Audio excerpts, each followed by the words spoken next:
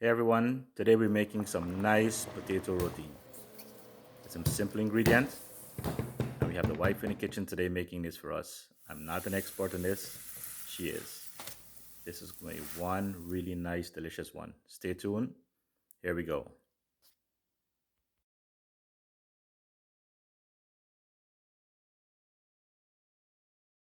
So let's get started. First, we're going to put our potatoes to boil. So if you noticed, I left the skin on and we're cutting it in half. This is how my wife has been doing it for a long while.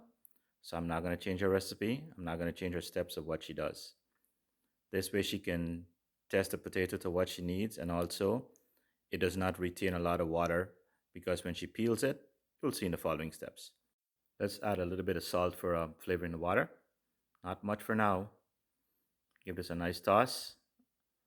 Now we're not going to cover this either. We're leaving it open to cook. Very, very simple. Maybe 10 or 15 minutes. And just keep checking on potatoes to make sure they're good. They're not sticking to the bottom. And then she does her test with a fork. Very, very simple.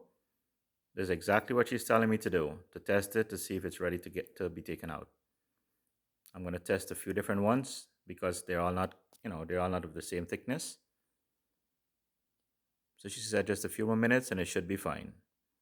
So we're going to remove this, but we're not straining it all on top of each other. She's removing it one by one into a strainer. And then this is how it gets to cool nice. And you'll see in the next step what she does. I'm just removing it for her.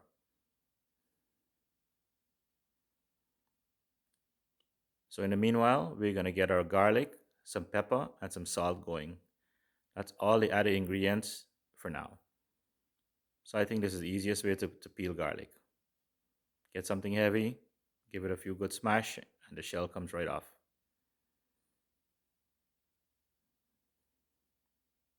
There we go.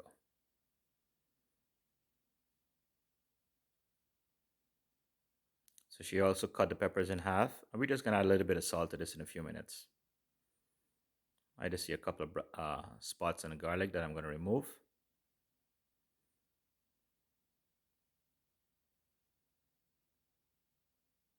And then this is the joyous part of the job. With the supervision, she says it got to go very, very fine. So using the back of a rolling pin to pound it very, very thin. You know, if you want, you can blend this up, but she doesn't believe in blending it. She wants to make sure it's done the old-fashioned way. So it's painstaking. You just got to take your time and do it.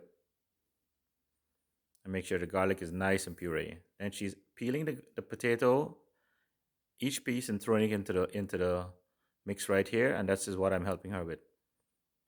So she said it needs to be pounded as soon as it gets into here. So that's her peeling it.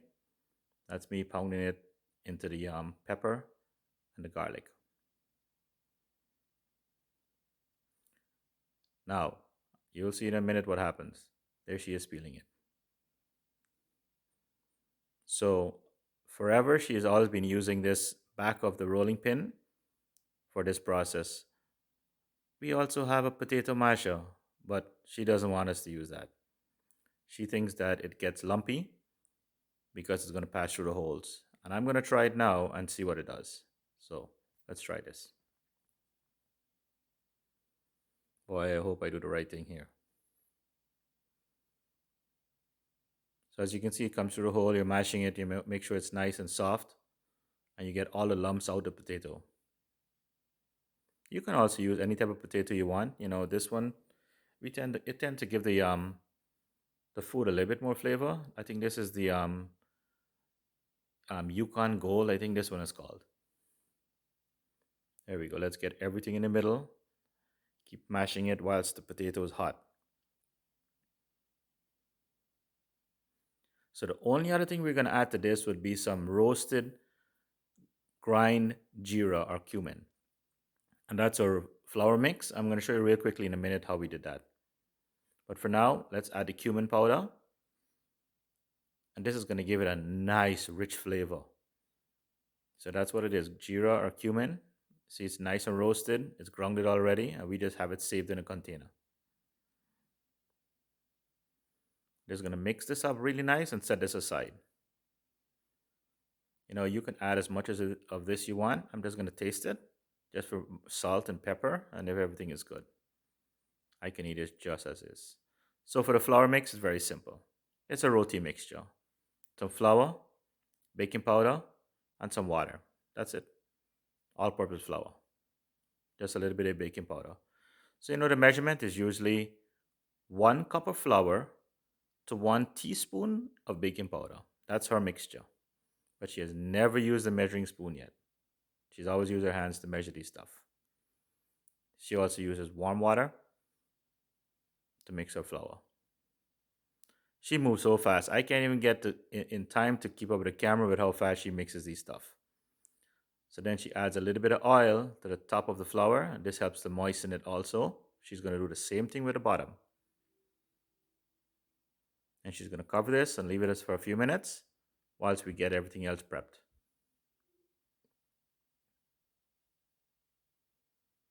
Airtight too. So she's going to remove a little piece of the flour at a time. That's going to create a loy or a ball, and she's going to stuff it with some potato. So let's look at this one more time and see how she does it. Very, very simple. Very, very tasty also.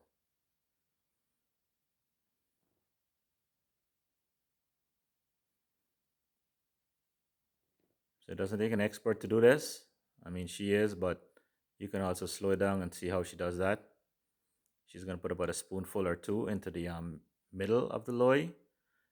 She's going to fold in the sides, squeeze the top, twist it as you can see right here. She's going to flatten it just a little, put a little bit of flour in the bottom so it doesn't stick. And now let's roll this out. I'm putting the camera very low so you can see how thin she's going to roll her roti out with the potato in the middle of it. And this is where I get a lecture right now why I did not use the back of the rolling pin. You're going to see some of the potatoes are pushing out, but it still came out good. It was okay, but she wants it more smooth than this. There you go. You can see those little bumps. Not good for her standard. So it's in an oil pan. Very, very simple.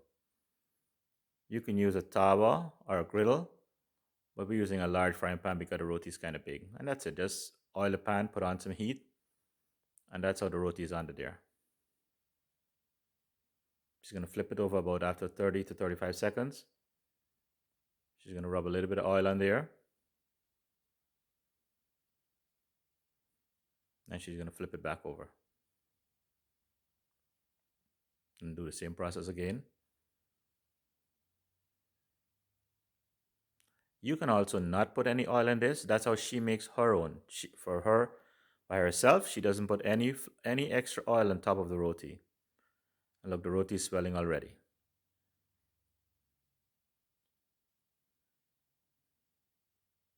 Let's flip it. So this one had a little hole, and if you notice, she used a spoon to cover the hole, so give the roti a nice chance as well. That's all the heat from the pan, putting a lot of steam between the two layers of flour here. And that's going to cook the potato nice inside and the roti itself. Well, the potato, it is already cooked. There.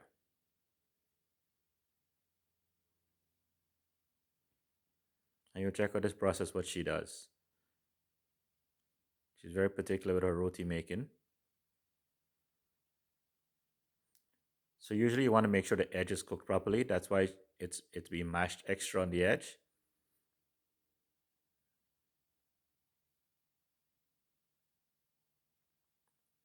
Let's flip it. Oh, she folded. See that? She's crisping up the edge right now too. There, she's testing it to make sure it's cooked. There we go. Nice and toasty. The kids love it like this. See? She doesn't believe in that fold. She wants another flip. There we go.